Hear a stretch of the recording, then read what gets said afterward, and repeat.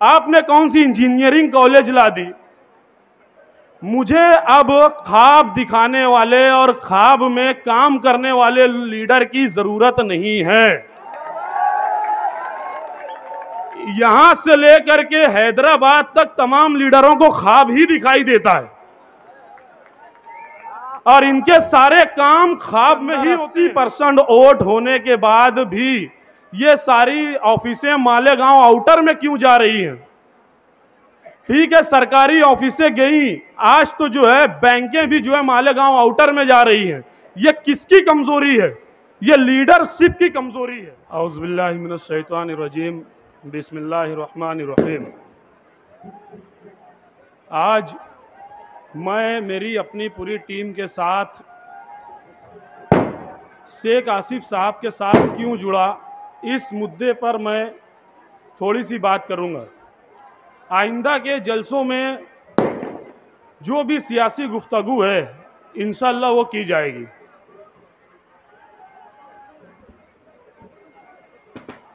जो लोग पटाखा फोड़ रहे हैं वो रुक जाएं। आज से 5 साल पहले 2019 में मालेगांव शहर के अंदर एक मजहबी लहर चली, एक जज्बाती लहर चली, जिसमें सारे नौजवान जो हमारे महल्ले के, मेरे ग्रुप के, हम खुद जो है उसके अंदर बह गए। और आज उस लहर का नुकसान ये हुआ कि मालेगांव शहर के अंदर एक मजबूत क़यादत जो है वो खत्म हो गई। मालेगांव शहर के अंदर इस जज्बाती और मजहबी लहर ने मालेगांव शहर के शासन प्रशासन पर जो पुराने लीडरों का दबदबा था वो सारे दबदबे को खत्म कर दिया।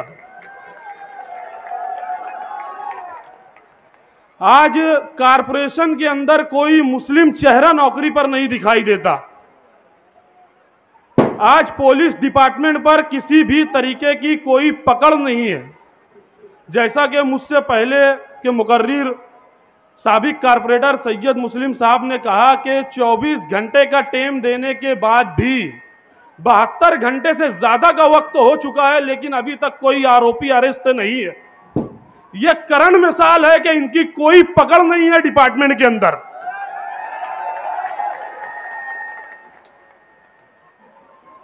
बिजली कंपनी में आज सैकड़ों लोग बिजली कंपनी से जूझ रहे हैं।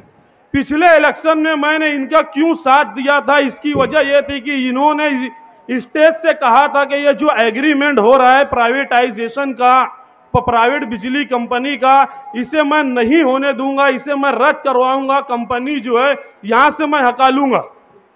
लेकिन जैसे ही ये एमएलए बने तो सबसे ज्यादा वजन इन्होंने ले लिया बिजली कंपनी से, इसीलिए इनकी बातें बिजली कंपनी पे बेवजन हो गई। आज बिजली कंपनी पर इनकी बातों का कोई वजन नहीं गिरता। इसकी सबसे बड़ी वजह यह है कि सबसे ज्यादा वजन इन्होंने लिया है। ठीक है, पार्टी चलाने के लिए हर पार्टी को पार्टी फंड की जरूरत होती है, किसी ने कम लिया हो, किसी ने ज्यादा लिया हो, वो बहस मुझे नहीं करनी है। लेकिन तुम्हें यह करना था कि अपने लोगों के जो मसाइल थे वो तो ले जाकर के कम से कम तुम हल करवा सकते। आज हम लोगों ने दरेगांव पावरलूम संघर्ष समिति के स्टेज से गांव के अंदर जो है 25 से 30 डीपी लगवाई। इसके गवाह, इसके शवाहिद जो है, जिन लोगों का हमने काम किया है वो खुद बताएंगे आपको। इन्होंने कहां पर रास्ते से एक डीपी हटा दी, कहां पर रास्ते पर जो है पोल था उसको हटा दिया, या जहां डीपी की जरूरत थी इन्होंने लगा दी है। आज जितनी भी सरकारी ऑफिसें हैं मालेगांव सेंट्रल के अंदर 80% वोट होने के बाद भी ये सारी ऑफिसें मालेगांव आउटर में क्यों जा रही हैं। ठीक है, सरकारी ऑफिसें गई, आज तो जो है बैंकें भी जो है मालेगांव आउटर में जा रही हैं। ये किसकी कमजोरी है? ये लीडरशिप की कमजोरी है। हमें ऐसा लीडर नहीं चाहिए जो है जो मुसलमानों को तकलीफ दे, जो माँ बहनों को जो है आउटर में ले जाकर के घंटों नंबर लगाए, बैंकों में नंबर लगवाए, बेपर्दा करे उनको। ठीक है, आपका चोला जो है, दाढ़ी टोपी एक मजहबी है, आपने कितने लोगों को जो है, कितने मस्जिद मदरसे वालों को जो है आपने टेका दिया, उनको नौकरी लगाई, उनको नौकरी दिलवाई। आपने कौन सी इंजीनियरिंग कॉलेज ला दी। मुझे अब ख्वाब दिखाने वाले और ख्वाब में काम करने वाले लीडर की जरूरत नहीं है। यहां से लेकर के हैदराबाद तक तमाम लीडरों को ख्वाब ही दिखाई देता है और इनके सारे काम ख्वाब में ही होते हैं। नोमानी पुल ख्वाब में बन रहा है, इंडोर स्टेडियम कल्लू स्टेडियम के अंदर ख्वाब में बन रहा है, बुनकर सर्कल जो है वो भी ख्वाब में बना। तो मुझे वो लीडर चाहिए जो हकीकत में रोड पर काम करे। आगरा रोड मिसाल है आसिफ साहब की, रोड पर काम हुआ। कुसुम्बर रोड मिसाल है, रोड पर काम हुआ। फ्लाईओवर ब्रिज मिसाल है, रोड पर काम हुआ। उर्दू घर मिसाल है, रोड पर काम हुआ। तुम्हारी ऐसी कौन सी जो है तामीर तुम जो सीना ठोक करके बोल सको, तुम बता दो।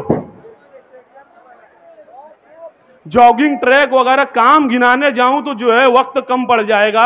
आज पहला जलसा है, इंशाअल्लाह बात निकलेगी तो दूर तक जाएगी। ना तुम सदमे हमें देते, ना हम फरियाद यूं करते, ना खुलते राज़े सरे बस्ता, ना ये रुसवाइयां होती। अभी आगे इंशाअल्लाह और भी आएंगे। मैं आसिफ साहब की हिमायत इस उम्मीद के साथ देता हूं, आसिफ साहब बगौर सुने, कि मुझे आपसे उम्मीद है कि आप जो है मालेगांव को तरक्की की राह पर ले जाएंगे। तालीमी मैदान में, इंफ्रास्ट्रक्चर के मैदान में, हर तरीके से डेवलपमेंट के मैदान में मुझे उम्मीद है कि आप जो है मालेगांव को ले जाएंगे। मालेगांव शहर के अंदर पावर लूम के अलावा कोई दूसरा रोजगार नहीं है। तो मैं आसिफ साहब से ये भी गुजारिश करता हूं कि बड़ी बड़ी कंपनियों से आप डील करो, उन्हें यहां पर अपना प्रोजेक्ट लगाने के लिए कहो और यहां पर नया रोजगार लाओ। क्योंकि होता यह है कि हम बुनकर जब पावर लूम पर मंदी आती है तो हम मजबूर हो जाते हैं कारोबार बंद करने के लिए, और जैसे ही हम कारोबार बंद करते हैं तो मजदूर भाई का चूल्हा बंद हो जाता है। अगर मालेगांव शहर के अंदर पावर लूम के अलावा कई और रोजगार आ जाएं तो ये जो मंदी आती है, जो दिन ब दिन लूम बढ़ रहे हैं, ओवरलोड प्रोडक्शन हो रहा है, जिसकी वजह से डिमांड से ज्यादा सेल हो रहा है और मंदी आ रही है, इस चीज पर कंट्रोल होगा। तो मैं आपसे यही गुजारिश करूंगा कि आप जो है इस जानिब तवज्जो दें। और दूसरी बात जो मेरे वार्ड के लोगों की बात है, मैं आपकी पार्टी में आने से पहले वार्ड में घूमा, अपनी टीम अपने ग्रुप से जो है मशवरा किया, तो उनका कहना यह है कि हमें शेख रशीद खानदान से कोई गिला नहीं है, हमें उनसे कोई तकलीफ नहीं है। हमें तकलीफ उनसे है जो इनके नाम पर अपनी दुकानें चलाते हैं, जो इनके नाम से लोगों को डराते हैं, धमकाते हैं, तोड़ी करते हैं, जो नशा करके, नशा और अशिया बेच के आपके बाजू में बैठ करके फोटो खिंचा लेते हैं और लोगों को बोलते हैं अगर मेरे मामले में तू दखल दिया तो साहब आएंगे। तो ऐसे लोगों के लिए मैं आपसे गुजारिश करता हूं, ऐसे लोगों की निशानदही करिए और अपने खीमे में से, अपने सर्कल में से इन लोगों को निकाल कर फेंको। ये नासूर हैं, ये दीमक हैं, ये आपको खत्म कर रहे हैं, या आपको जो है बदनाम कर रहे हैं। मैं इतनी ही बात इस जलसे में करता हूं। इंशाअल्लाह आगे के जलसे में जो बात होगी उसमें और भी बात होगी। अस्सलाम वालेकुम।